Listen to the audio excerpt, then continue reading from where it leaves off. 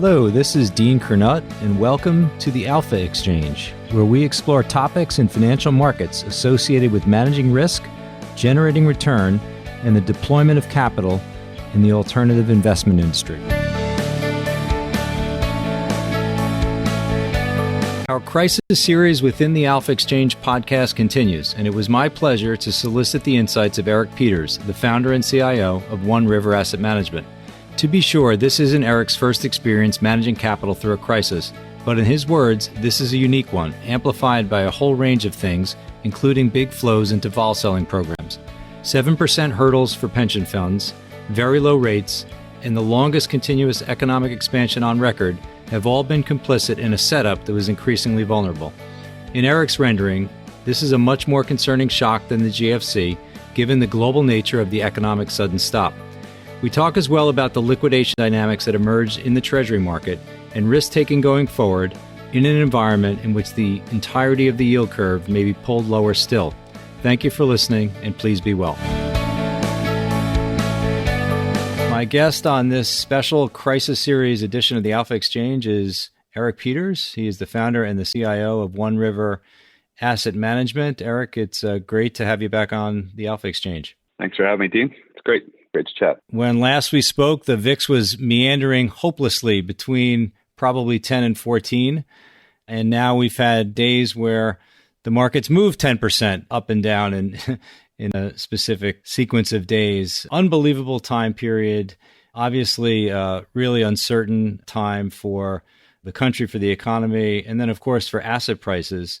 Be great just as a longtime practitioner and expert in the field of derivatives, when you survey the damage and the price dislocations that have emerged over the past month, take us through your thought process. What has particularly stood out for you? What have you been specifically focused on in the world of options and risk premiums? Yeah, it's been an extraordinary period, and I've been doing this, I guess, longer than most at this point. So not as long as everyone out there, but I've been through my share of crises, given that I've been at it since 1989. And this is a unique one. They all have their own flavors and unique characteristics, but I think this one was amplified by a whole range of things. But one of them was, big flows into vol selling programs, particularly in equity markets. And so I think it's unsurprising that with such a market shock, and I think for a variety of reasons, this is probably the worst kind of shock that could have hit this market. But it's unsurprising that if we did get a shock of this magnitude, that equities would be the first to move and would have, at least initially, the most violent move. And so that, that's what we've seen. And I mean, we saw 10-day realized vol peak at, over 120, almost 130% in the S&P. And obviously, VIX has gone up remarkably. A lot of that, I think, can be attributed to not only the shock in real economic terms being terrible for the overall economic and market structure, but just the positioning that people have had and some of the short covering and even, in some cases, fund liquidations that have had to take place in this environment where liquidity isn't terrific. The high in the VIX reached was right around 83, surpassing the NOV 2008 high of, I think it was 81. And yet other aspects of the dislocation were not as prominent. I was just looking back to NOVA of 2008. And when the VIX did get that high, credit spreads, at least on the high yield side, were considerably higher than they were at the VIX peak this time around. You're pointing to the growth of equity derivative products and maybe risk premium harvesting as the first thing to go. Can you kind of walk through what that's looked like over the past couple of years, what the incentivization structures were in place to kind of get us to this? I assume you think it was a pretty fragile setup coming in.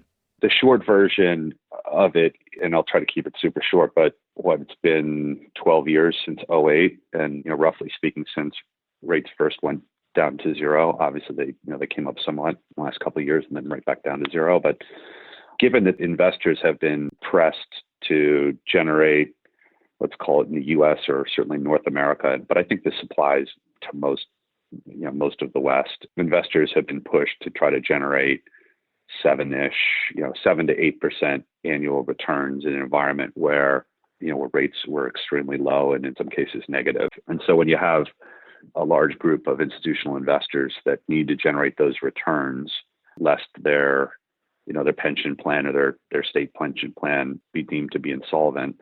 They need to take additional risks. And so they've taken a very wide range of those risks. Some of them are just liquidity risks they've taken. They've moved out the duration curve in terms of their investments. They've kind of tried to do everything possible that seemed reasonably prudent in order to enhance those returns. And so one of those things was not just implicitly getting short vol, but also explicitly getting short vol. And so a lot of that has occurred in the equity volatility market. Some of it we've seen in structured product flow, where you get structured products that provide enhanced yields inevitably through selling vol. And some of it has just been through these really large players getting themselves short vol as either a portfolio overlay or some type of risk premia. And the impact of their collective action has been to reduce vol. If everyone's doing the same thing and everyone's selling vol, they're pushing vol levels down holistically. And that has the effect of making it appear that the vol that they're already short is less risky than it probably is. And it also has the effect of lifting asset price, because as vol goes down, people can own more assets, and their risk models suggest that their portfolio isn't as risky. So all these things have kind of worked together and made the overall system quite vulnerable to a shock of some sort. And we just got it. I mean, we didn't know what the shock would be, but it was pretty clear that the world doesn't operate for too long without a shock here or there. And the more fragile the system becomes, the more susceptible it is to that shock. So that's what this has done.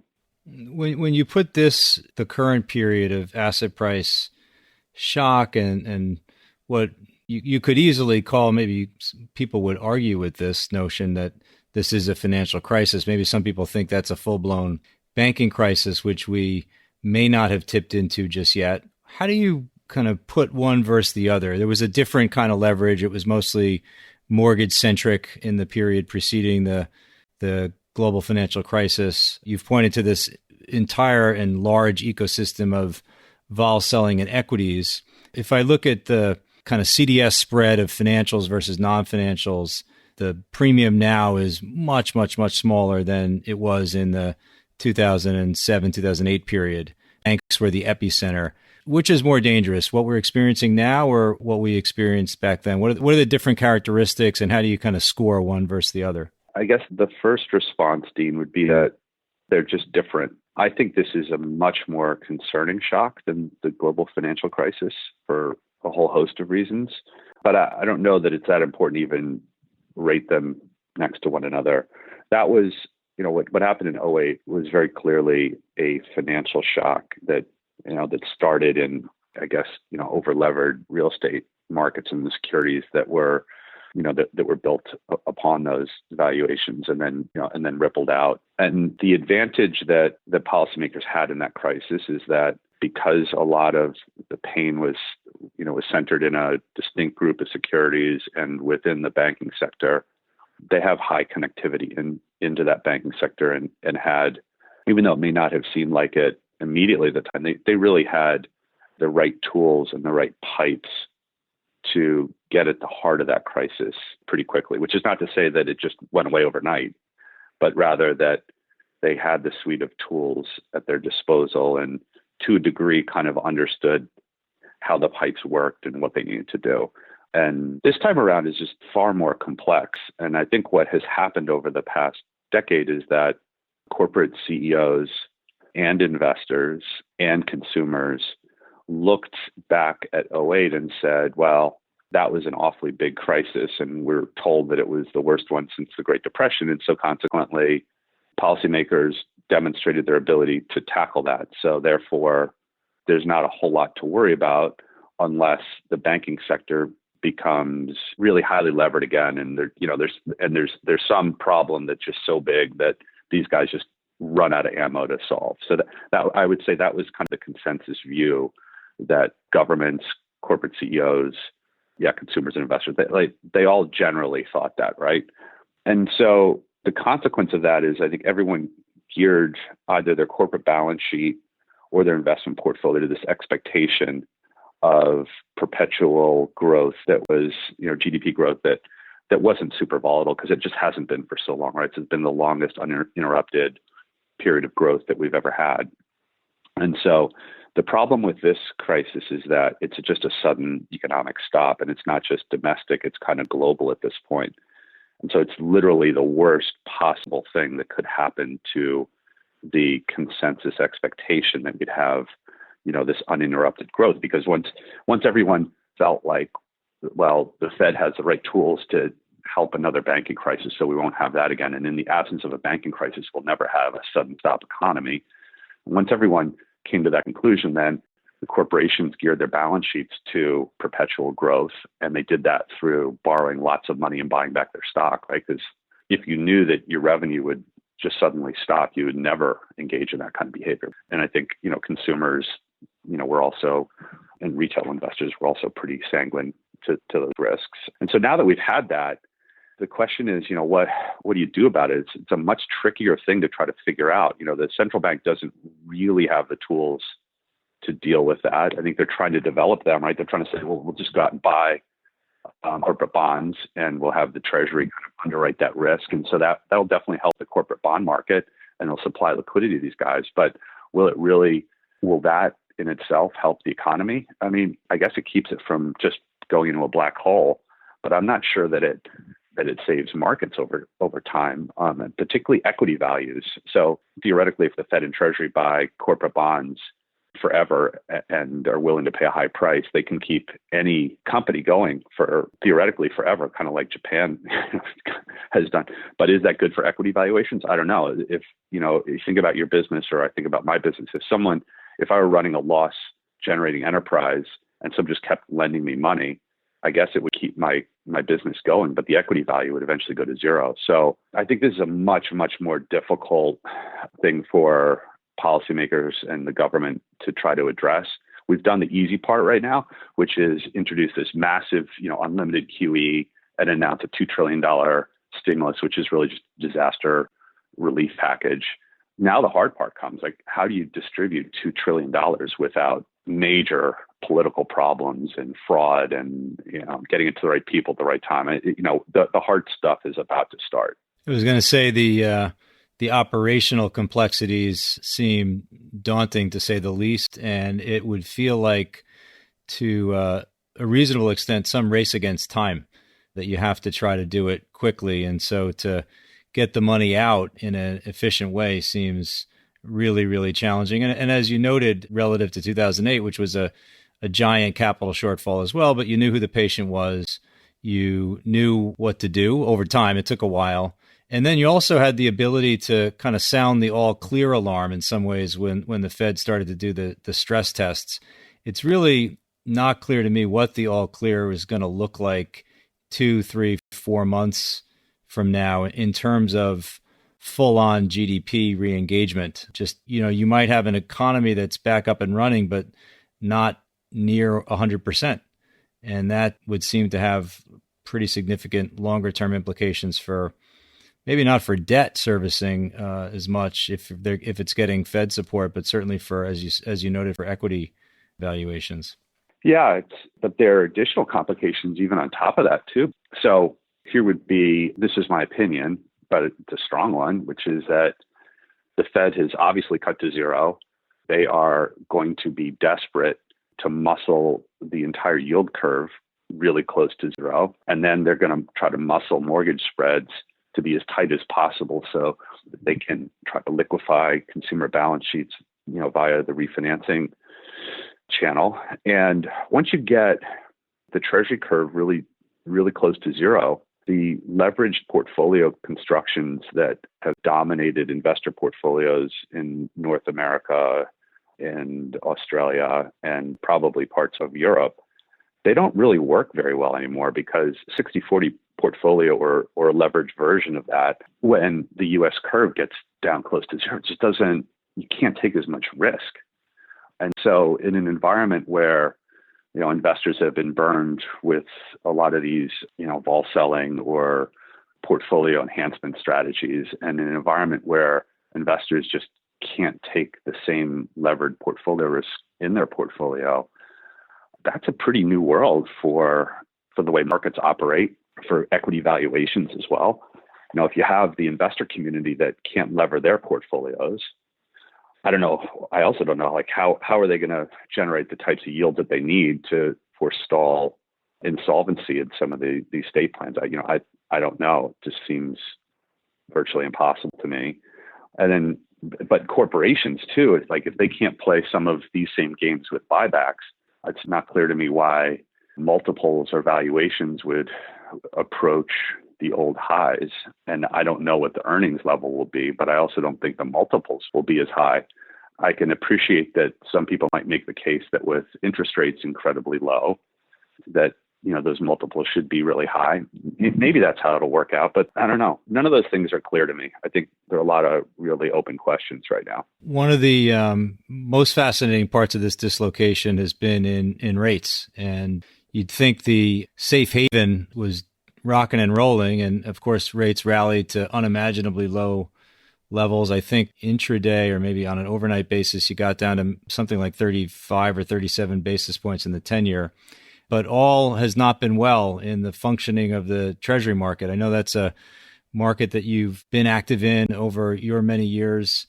What's your perspective on what's happened over the last couple of weeks, some of the blowouts in quality spreads, and then now the Fed's just unbelievable presence in the market? How do you size all this stuff up that's happened in such a short period of time? I think what we're witnessing is a massive deleveraging that the Fed is trying to lean into.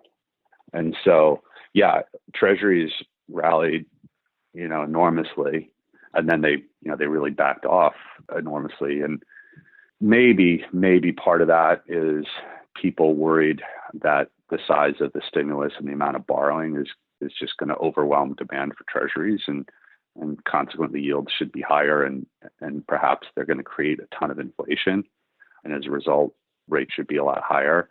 If you look at 10-year break evens, and they went, down to 45, 50 basis points or back up to 1%. So, the market post this enormous Fed move has priced in, a bit more inflation, but that's not a lot of inflation, right? 10-year break evens at 1%, it's just not particularly high. So I think the backup in rates is a lot less to do with the market expecting just too much supply and tons of inflation. I think it's just more of a deleveraging. So what I just described a few minutes ago with investment portfolios having really levered themselves and corporations having really levered themselves, if and when a lot of levered players look at the volatility of their portfolio and kind of the risks of their balance sheet, and they're like, we're over levered, we've got to delever, then by definition, they need to sell all kinds of things. And so I think that that's what was beginning to happen. I think that it wasn't just that clients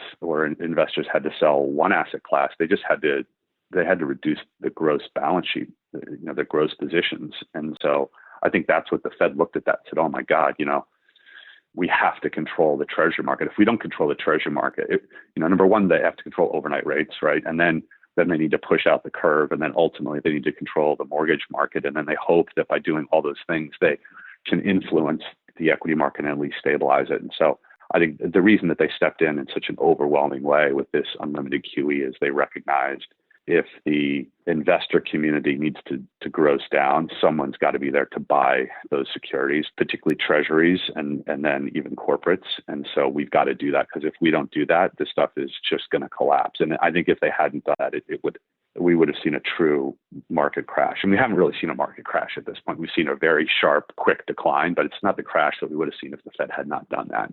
It's a great point. It's the risk-free asset itself almost became toxic in the sense that no one could even hold that. There just wasn't enough balance sheet capacity to own it. Is it a comment? Is it maybe a little philosophical here, but is it a comment on the size of markets, the degree in which people take risks, different incentivization structures to manufacture carry even at skinny levels? Is this a comment on that? Or is it just, this is a truly massive economic sudden stop, the likes of which we've never experienced before, and this is the kind of stuff that naturally would result?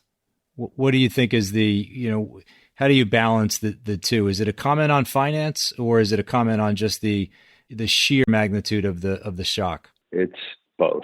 So you and I have been talking about market structure for for a couple of years anyway, and I'd say that we have unambiguously been building toward this position of great market fragility, even if it appeared otherwise.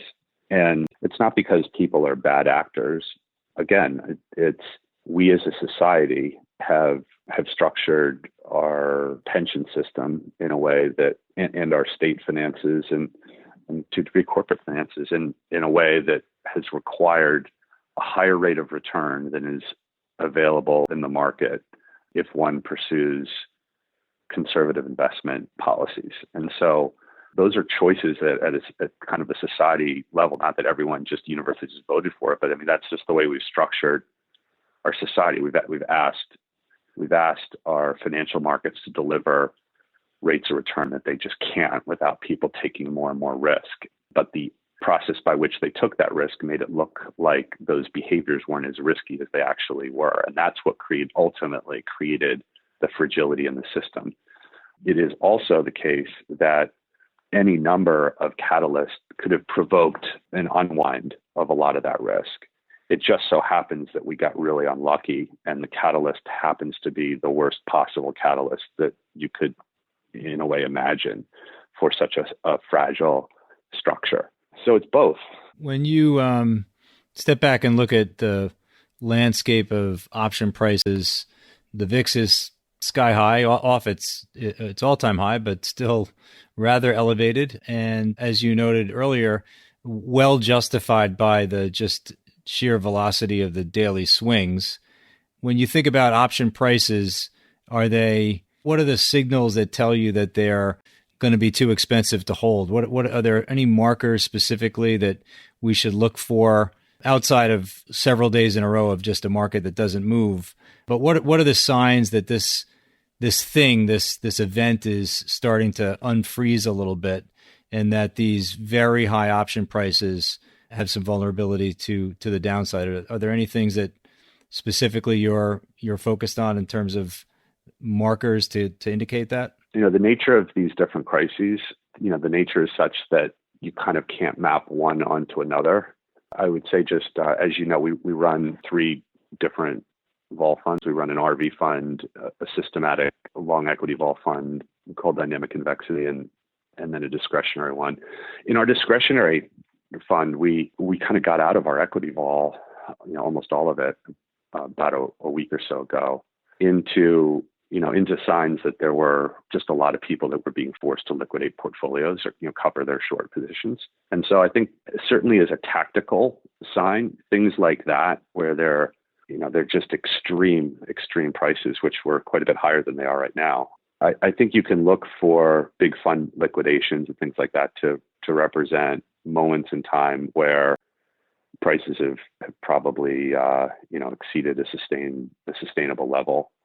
I think when I look at the VIX curve as just kind of a proxy for things, you look out UX3 or, out 3 or 4 or 5 months, and you see VIX levels that are 30 to 35, maybe even a little bit higher. And those seem like high levels, but I think that I'm very cognizant of how much uncertainty remains in the market here.